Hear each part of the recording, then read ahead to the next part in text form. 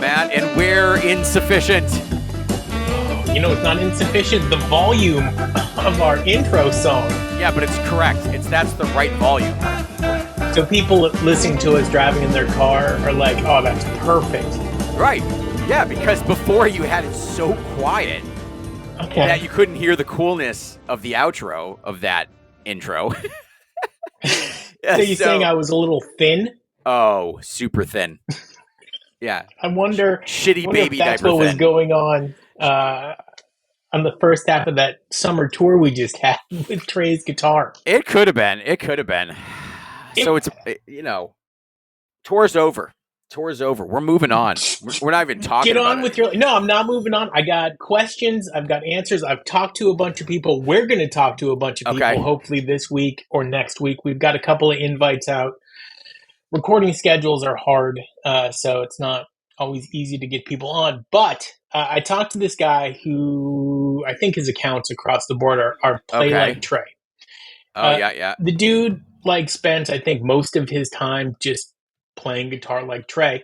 And compared to other people that do it, I think he's pretty good. He doesn't try to take on the persona. He just sounds like him. And so I said, hey, man, did you catch any shows? He said, yeah. And I said, did Trey sound thin? And he goes, well, I noticed he was using, I think he said one humbucker. A humbucker. It's a pickup. It's a double coil pickup. And so in doing so, toggling back and forth, he goes, I could understand why you think that sounded thin. And so in the end, I think it was just Trey adjusting the way he sounded. And it took him a while to kind of hone it back in because I didn't feel like he was thin, let's just say post-Colorado. Right. I don't know. So whatever. Moving on from that, we've beaten that dead horse beyond belief. Why don't you have that guy come on? I don't understand. Like, you talk to people. Yeah. Why don't you ask him? I'm like, hey, do you guys want to come on the number one Phish podcast in America? Yeah. Exactly. Yeah, I should. Yeah, dude. I mean, we don't need you to ask the questions in silence to you and your boyfriend over there. We need you to do it on the podcast.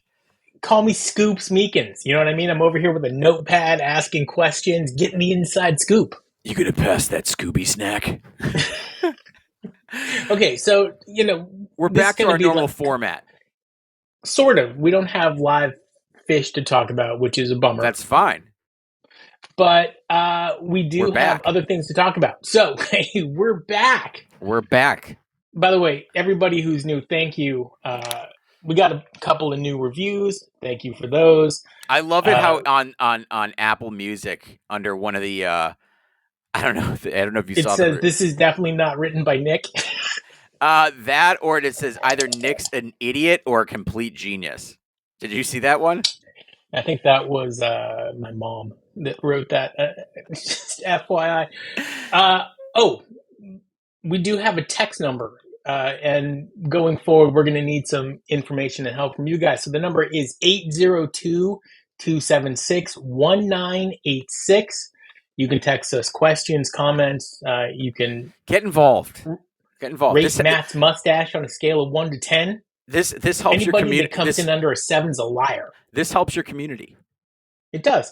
So anyways, speaking of which, this is a message that I meant to get to when we were talking about shows on tour. Okay. One of our listeners has a brother in the 907 the 970 that owns a business right across from Folsom Field. And he was telling him that Phish set up on the 27th, which was when they were playing in Austin. So confirmed, there are at least 2 stages that the band uses, if not more. Yeah, so he lied to you. They only have one. Yeah. They wouldn't. Why would he lie to me? I don't know. Because he knows who you are. I think that probably there's only one Trey setup. No, there probably is 2 stages or 2 lighting setups, sound setups. I don't know about their gear, though. I think the gear is more personal, and it probably travels with each member. Maybe not, though. Maybe not. You think that maybe Trey's got 2 setups? Yeah. Page has 2 grand Yep. pianos. Yep. Yeah, they have Would the money Fishman too. What are have you 2 talking about? sets of drums? Yep. See, this is what we want to Fishman's know. got fish. I mean, Fishman's got tons of drums. He's got so many drum sets. What are you talking about? He's got loads. Oh, Fishman's got loads. Oh, he's got What? loads that he. You're a drummer. Do you Yeah. care what drums you're playing on? As long as they're mine. As long as So they're you mine. would. The worst is because you know your feel on your kits, right? With your Okay. cymbals and everything like that. Um, it's like when you go and play, a show, that you're sharing the drum kit. It's called the house kit with a lot of people. That shit sucks. That's Ooh. the worst. That's the worst. So Yeah. he probably, yeah. I mean, they probably do have multiple setups. I guess they would have to. They'd have to. It's just too much work. Well, It's not so like the Grateful Dead's wall of sound back in the day, right? Where was they that had. bullshit, by the way? What do you mean? Was it just them like creating a buzz? No, it was designed by a sound engineer, and they didn't have. Yeah, that thing's toast. It's not even Yeah, it on. seems not on. Okay, keep going. Which is you're gonna sound thin, Ah, god damn it! and if you try to That was, connect it now, you're screwed. I can't. We're into it. We're deep. So go back. So the sound engineer put together the dead wall of sound. Yeah, I forget the guy's name, but basically they didn't have sound, speakers and technology to push sound the way that we do now with smaller speakers and things like that. So Yeah. no, they did. That was legit. And not only that, but by the time the show was over, the sound crew had to knock it all down, get on the road, set it all back up for the next day. I mean, it was a real fucking problem. Would you be a roadie? No, because I want to be up there. I have no, Yeah. yeah, I want people roadieing for me. I don't want to roadie for people. That Would sucks. you have roadies? Like if somebody was like, Matt, I'm gonna take your drums in and out, are you cool with that? Oh, 100%. Yeah, I don't want to do that. You know how big of a pain that is. The biggest pain in the ass. It has to be Grabbing a your gear, massive pain in the ass. awful, awful. It's huge. So having your own roadie is a big deal. But we're floundering. We are floundering. We have no direction. We're not. Here. We're building something. I'm going towards something, which will lead me into the next question, right? Which Okay. I think this should be the last question of the show, but it's not because I'm ready to do it now. Do you consider the concert of Phish and the music from that concert to be art, or is it something else? Like whatever they're putting out. Yeah. So like I think that yes. sometimes people criticize you and me when we're talking about a show that say didn't go well. Right. Like, I don't We'll know, get into Forest the Hills. details. What are you talking about? I'm like, listen to the full podcast. And so some people are like, well, you weren't there, so you don't know. And I agree with that statement. But I also wasn't there with you and your 5 friends who had an amazing time before the show and probably after. So that 3-hour concert wasn't your whole evening. It was just part of it. Right. And Well, then I have sort of an issue with you weren't there, you don't know. Because here's the thing about you being there. The sound, your number one, your body is moved by the vibration that's there, right? So yeah. you're reacting to that vibration and that energy in the crowd. We weren't there to feel that vibration and energy for some of these. Doesn't matter. We have ears. They record them. They're high quality recordings. We can hear that it's shit or it's good. So it's And they not put like it out you there. don't have to be okay. I'm sure your experience was great. Awesome. Not taking that from you. Was the sound, was the actual jamming any good? And you get lost. It's very difficult at a live show to really hear clearly every little piece because there's all these reverberations on the walls, on the outside that you're getting that mess with that. So I think it would be fair to say that you don't know when you're going to the show. You think that it's amazing because your experience was amazing. But that doesn't mean what they played was really that amazing. It's just your experience at the show was amazing. So, and I can't, can't say that somebody's experience wasn't good or bad. You would have to be there to know. But with I don't know. rare exception, have I gone to a Phish show and left not thinking that was a great time. Regardless of how they played, the before, during, and after, particularly with good friends, is always a good Yeah, time. it's a great time. Yeah. And we're not here to stop you from No. saying you had a good time. That's great. But I know Lopor Yorgi will say, you know, especially like with second sets at Manchester, like if I left, he'd be like, you weren't there, you can't say. It's just be like, yeah, but you were also not there mentally. You were in outer space, so you don't really know. You are so mean to Lot Boy. I love him. Like, look, that's amazing. Okay, good. So going back to the original question, though, is what Phish does art? Sometimes. I would say sometimes. I would say those shows at SPAC were definitely artistic because they really put the time and energy into thinking about what they were playing. Very deliberate, especially the last show. When you're not deliberate in your actions, and I think this is where we get annoyed with them, is it doesn't feel like it's art. It feels like they're running through the motions. They feel like a shell of what they used to be. It has always been art because they've always expressed themselves in an artistic way. But when they're running through the motions, they're not. It's just pumping out crap.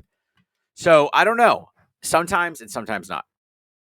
So basically, you just described this show versus some of our other shows where we put a lot more thought into it. Yes. Yep. Okay, so perfectly. I disagree with you, by the way, on SPAC. I think night 3 was Trey being a dickhead to the rest of the band. And it was artistic. I don't care that. No, that was complete artistic. When you can sit there. I think the look on each band member's face every time he started playing Reprise, probably to fuck with us, was shock. And but awe. That and in itself is artistic. I agree with that. And Fishman had enough.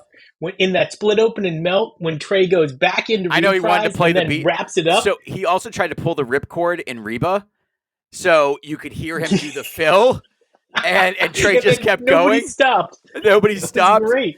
I think that was a little too much for Fishman to be like, oh, I'm taking this over. We're gonna end this bitch right here. Like he almost actually would have ruined the whole idea and concept and artistic nature of that show because he wanted to pull the ripcord on that fucking 13-minute or whatever the fuck it was. That read, by the way, go back if you're out there in Radio Land, listen to that. That's fast.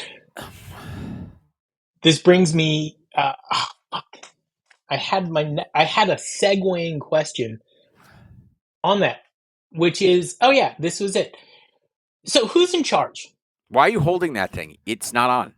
Because I'm on camera. It's People a prop. are watching. By the way, the numbers, the 12 dozen of you that watch us on YouTube is ridiculous. Thank you. But okay, so the reason I ask who's in charge of the band in multiple ways, but on Trey. stage, I feel like it's Trey. But off stage, I'm not sure that it is Trey. No, I think it's probably all of them. I think that's probably a contractual thing. If anything, it's Trey and Fishman, then Mike, and then Paige. That's how the. You think Paige has the least say in when they play shows or what songs they're playing? Well, actually, he has a great deal of say because if he doesn't want to play the show, what the fuck are they going to do? Well, right. And so, like, I kind of like the band dynamics is something that I've always loved about Phish. The band has become so big that Trey can't be like, it's just my band. It's not. He should, though.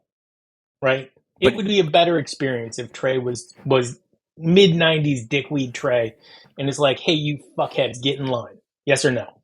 Yeah, but he's got to have the fucking juice behind that statement. And during this tour, we can clearly say that he didn't always have that juice. So I think you can tell the shows when he did have that juice, though. Yeah, definitely. Last show in SPAC. That dude all had three the shows juice. in SPAC. Yeah, he had the juice.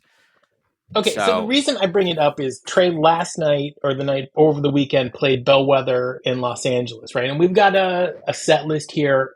Nothing too interesting on here, except for the amount of Phish songs that he plays. Yes, and so Mike comes out after tour and says, "I'm not tired. Normally, I'm tired after a tour. Normally, we're tired, but I feel like we were hitting a Normally, groove." I'm very tired after these shows, and now I'm not. Michael Gordon here. By the way, Mike Gordon talks the absolute least on stage out of all of them. He doesn't talk at all. I can't think of any time when he said anything. Coventry. Fishman. So Trey talks the most. Page comes into. Fish. Fishman might come in too. Actually, Fishman he's definitely comes always in. yelling at Trey. Yeah. Okay, but anyway, so Trey plays Bellwether. Cool show. Neat kind of behind the scenes stuff Trey put online. Thanks, buddy. But one song that they played, which kind of pissed me off, was Megillah. I know, because I've been waiting for Phish to play Megillah for so long. What is the excuse? What is the excuse from Phish to not play that song when he's playing with Tab? Is Megillah the greatest Phish song ever played? No, it's not even a top like 50, right? It's kind of a whatever tune, but Trey played it with Tab that didn't write it. It says clearly here that it's a cover. So why hasn't he played it with Phish since 2003? That's ridiculous. Right. So somebody out there in the band, or the band as a whole, is deciding what they play. And I'm kind of against it. That's all I'm saying. I'm kind of against it. Oh, for crying out loud. Me? Just in general. God damn it. It's interesting. Even live Phish app doesn't have the show from last night. Yeah, no, it doesn't. What's up with that? You got to really look for it. And not even, so let's put it this way. Not even the net has the fucking set list up. They're embarrassed. Well, I think they're embarrassed because of all the Phish songs that he plays. Okay, so Trey clearly wants to play Phish songs, and Trey wants to be on the road. Why are we getting, let's just call it 45 Phish shows a year and not, I mean, I'm not asking for 120. Not at all. They can't do it. But maybe I'm asking for 60. It's a lot. Is that too much? It's a lot for 60-year-olds. Again, are they playing music or are they like Fishman has a lot of kids. So, and he's got some young ass kids, so he needs to be there to be present. Fishman does have some young ass kids. I mean, that's his choice, man. He chose to do that. You know what I mean? Like, if you want to be an old, he chose to do it. If you want to be, well, he definitely did. He chose to have sex, dip it in the vagine, and then bust it. I don't think Fishman chooses to. I think he has to. You think she's requiring it from him? No, I just think Fishman's just that he can't breathe. He's got to get laid. And I think that Page also enjoys his home time. I think that Mike and Trey are probably would rather be out on the road all the time. You know, I think Fishman and Page are definitely leading that charge. I agree. Because if they weren't, then they would be playing in solo bands. They don't. They don't at all. Well, Fishman, I don't consider Pork Tornado a real thing. Do you? No, but oh my God, Fishman, if he wanted to, could sit in with whoever the fuck he wanted to. Never sits in. He doesn't sit in with anybody. He doesn't go anywhere. He doesn't go anywhere. He doesn't do anything. He probably practices the least out of the band members. Okay, that was going to be my second to last question, which is now that we're in the off season, right? Even though it's only a month long, you think if you rated them in order of practicing Phish songs? Oh, I don't think Fishman starts practicing till 2 months to a month before he goes out on tour. I really don't.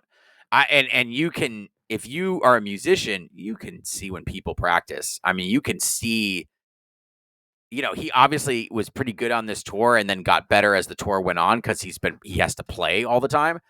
But if he were to practice by himself consistently while they're not on tour, he would be a very different drummer.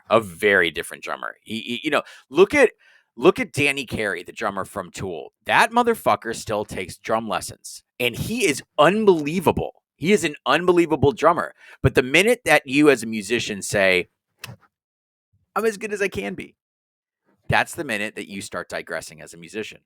if you say I am never going to be as good as I can be, then you will always continue to push those boundaries. And I think that Mike and Paige have a lot of that mentality that I can always learn, I can always get better, all this stuff. And I think that Fishman and Trey are like, no, I'm good. I'm really good.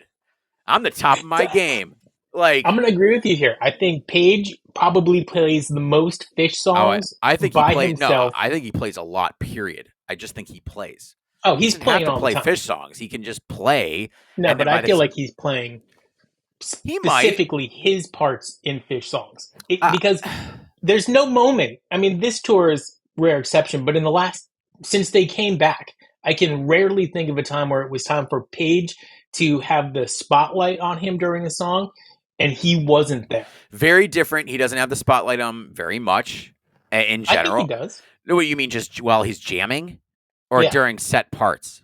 Set parts, jams. I would think of Poor Heart. Who's the master of Poor Heart? Trey stopped soloing in Poor Heart because how are you going to follow Paige, who just like fucking shit on everybody? I don't know, but it really seems like a mentality thing where Trey plays a lot. I mean, he's playing a lot. I think he plays the most. But his playing outside of when he's not on stage is not focused. If it was, he'd be very different. I think he's writing new songs. By the way, 0 debuts so far. We have talked about that one endlessly. I'm going to continuously bring it up until I get a goddamn new song. Could be a cover. I don't care what it is. Give me a goddamn debut. Okay, before we go, new segment. It's called the Phish 4x4. And this is what we need our audience's help with. 802-276-1986. Text it in. This is where there's exactly 4 of these, and there's exactly 4 band members. So the example I'm using is cardinal direction. North, south, east, and west. And then Matt and I, even though we know who they are, and it could be something as abstract as direction, we will decide for you definitively which band member is which. So, Matt, North.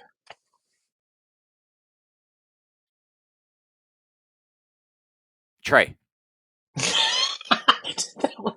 that was I really had to think about that. Most amount of thought I've seen in an answer in a long time. I'm going to agree with you, right? Trey generally on stage is the one leading the band the North Star. in the directions. Yep. Yeah, gotcha. Okay, so then let's go with West. Fishman. I'm going to go Paige. Pioneer. West is the best. You know what I'm saying? Pioneer. Fish. Okay. South. Mike. Yeah, ladies and gentlemen, Mr. Michael Gordon. Yeah. I don't know why. He seems like he would fit in the South. Yeah. Yeah. Okay. And so then East for me would be. No, he Fishman. would stand out like a large nose. Oh, excuse me. He's Matt. I'm Nick. Jesus Christ. We're insufficient. I like the Nantucket shirt. I forgot to say. I like this shirt. It's good. I don't usually buy T-shirts unless I'm in. No, it's a nice shirt. Yeah. I dig it. It's very 80s. Yes. Is that why you picked it up? I don't know why I bought it. It's good to see Fishman with. You got a Phish shirt on? Is that what's from this tour? From this tour. This tour? Yeah. You son of a bitch. It's good.